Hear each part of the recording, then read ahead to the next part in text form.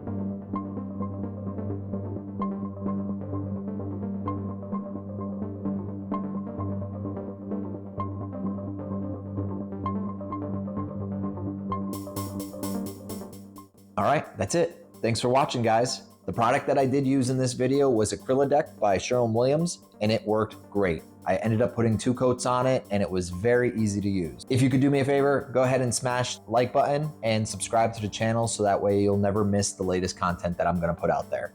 Until next time, stay handy, my friends. I'll see you guys later.